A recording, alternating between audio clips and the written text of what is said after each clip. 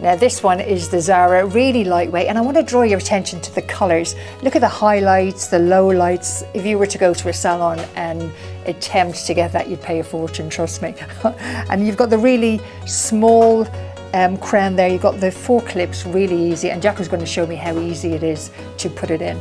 So Trish, we've curved this to your hair, as you can see, a very good colour match. They're the same, aren't they? Let's just hold them up there. So that's with a little bit of a curl in it. Yeah. So easy to put on. Jacko's going to expertly put it on for me, but I can easily put this on myself. It's got 4 clips, it's really simple.